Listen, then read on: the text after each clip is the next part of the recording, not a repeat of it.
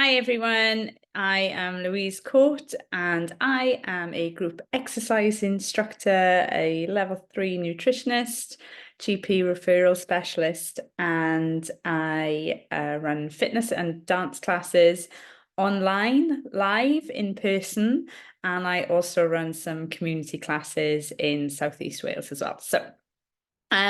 Today's chat is about the benefits of exercise and how it can reduce stress and anxiety. So when we talk about stress, I've touched on it before. We know that the stress hormone is known as cortisol.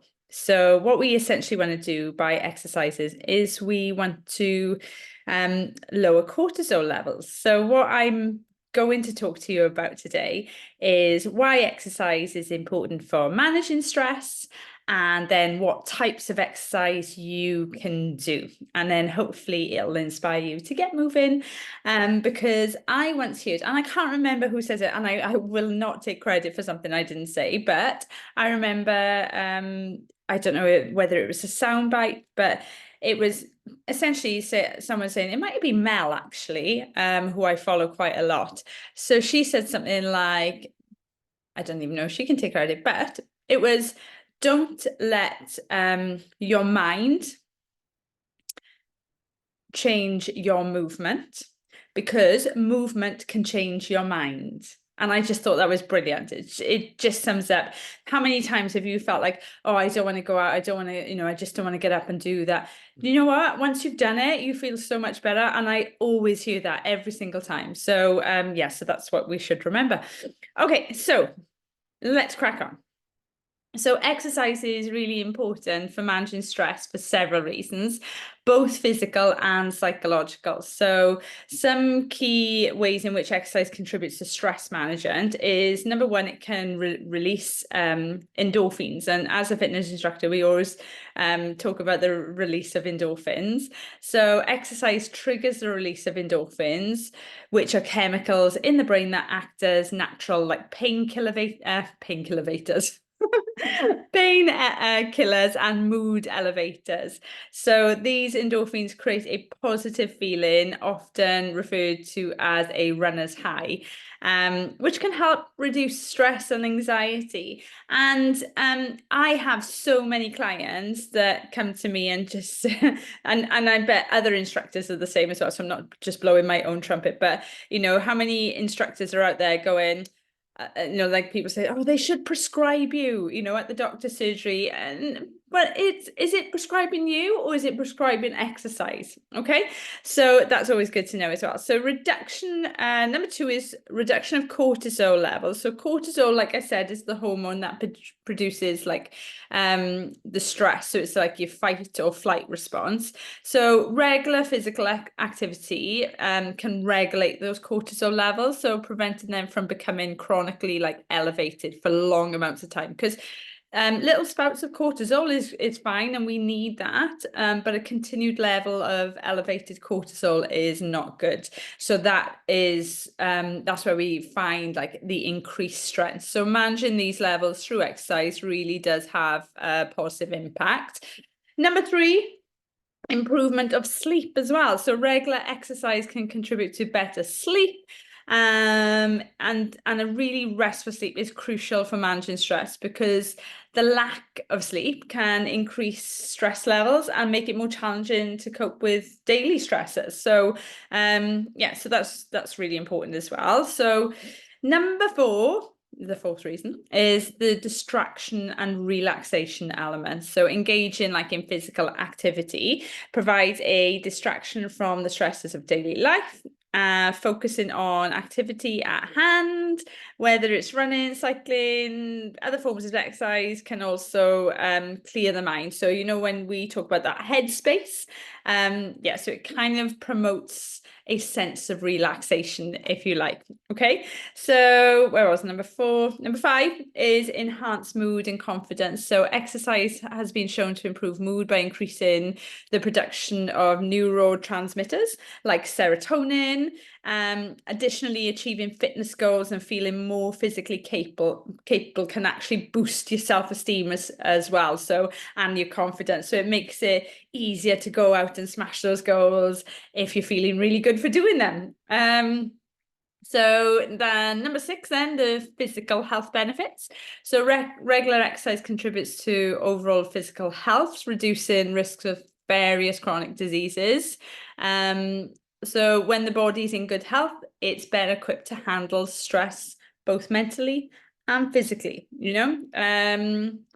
Number 7, social interaction. Oh my gosh, this is a big one. So some forms of exercise, such as group classes or team sports, provide the opportunities for social interaction. So I know I do a lot of like things online where people come to, say, a bar class that I run, and I see them and they see me, but they're not essentially like in that group exercise environment. And it's great that we have those tools, but sometimes it's really important for people to get out and come together as a community. So it's not just about the actual class itself, it's about maintaining those like social connections, and that can have a really valuable like stress buffer, because you know when you're talking to other people, that can really help with your daily anxiety and mindfulness. Okay, and then also the mind and body connection. So this would be classes number 8. So certain forms of exercise, such as yoga, Tai Chi, Pilates, flow, really emphasize that mind-body connection. So, and again, bar has that element in it as well. So these activities can combine physical movement and mindfulness. Like a yoga nidra is really good as well, and you can spend 10 minutes doing a yoga nidra and it equates to like an hour's rest. So those techniques are really, really important for promoting stress reduction and overall well-being as well. So, you know, it's really important to note the type of intensity and exercise can vary from person to person.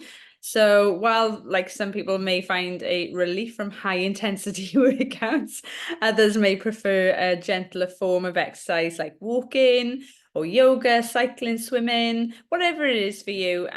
But I really think consistency is the key, and finding an exercise routine that you enjoy can really sustain over time. And it's crucial as well then for like long-term stress management. And I would say if you're not used to exercising or have not exercised in a long time and you're a little bit worried, just consult with your healthcare professional, GP, before starting any sort of form of a new exercise program, so that they can give you the green light, you know, and just check that everything is good to go before you start something new. Okay. So I'm going to just dive really quickly into the sort of different forms of exercises that can be done. So aerobic exercise activities like running, brisk walking, cycling, swimming, dancing, that's really effective on cortisol. So because aerobic exercises actually increase the blood flow and enhance mood, and it can help regulate like stress hormones.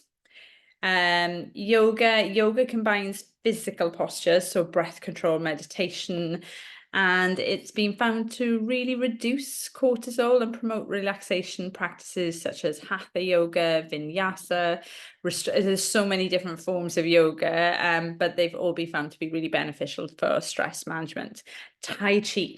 Now, Tai Chi is really, really exciting, you know, because you've got to be really strong through the root and through the core, and then everything becomes a really flowy movement. It's beautiful. And if you've never tried it, I totally recommend it. Tai Chi, so it's a gentle, slow-moving martial art that emphasizes mindfulness and controlled breathing, moving energy around the body. And studies have actually shown that regular practice of Tai Chi can lower cortisol and improve your overall well-being, so which is great. Strength training and resistance exercises. Using weights, resistance bands, your own body weight can help regulate, can also help regulate cortisol levels. So engaging in a regular strength training exercise really improves muscle health and metabolic function. And as we age, it is even more so important as well, not just for, stress and anxiety, but really having a positive effect on the body as our bodies age, that we're able to do daily things, so really think, if you're not doing any strength training, really think about that. Pilates. So this is one of my, oh my God, Pilates really does have my heart. It focuses on core strength, flexibility, controlled movements. It can be really low impact, and there's lots of different forms. I do chair Pilates, mat Pilates, Pilates with props. And it's that connection again from breath control, and it really does promote relaxation, and it really does reduce stress levels as well while doing that and ticking the box on strength training. HIIT as well. HIIT, which for anyone who doesn't know, is high intensity interval training. While it moderates in intensity, exercise is generally like recommended for stress reduction, but you have to sort of just watch the times of day that you do it, because what I found is that those that are doing really high energy exercise or group exercise classes late at night it interferes with their sleep, because they're also sort of releasing those endorphins, and it takes them a while to come down. So maybe have a look at what different types of exercise you're doing at different times of the day, because I would recommend maybe Tai Chi, Pilates, yoga, bar classes, a gentle sort of strength training program in the evenings. And HIIT can be done probably early evening, but I wouldn't necessarily recommend doing HIIT too late at night, just because it just will shoot everything up, and then you're like, all giddy before you go to bed. And sleep management is really important for managing cortisol. So another easy thing is mindful walking. Take a walk. Do not take your phone. Look out, look at everything around you, take a deep breath in, breathe it out, and that can really help clear the mind. And then that being said, will lead you on to things like other outdoor activities as well. So exercising in a natural environment has been shown to really reduce sort of your stressors, even like jogging in the park, cycling outdoors. And it has a greater effect on your stressors than those that are indoor. And that's being one with nature. So I hope you have found this video informative, and I hope it has made you think about the different things that you do. And if you are not already subscribed to my channel, please subscribe wherever it is on the video, and hopefully I can keep bringing you more useful information. Okay, over and out. And I'm trying to find the off button because I can never find it. Here it is. Bye, guys. No, bye, guys.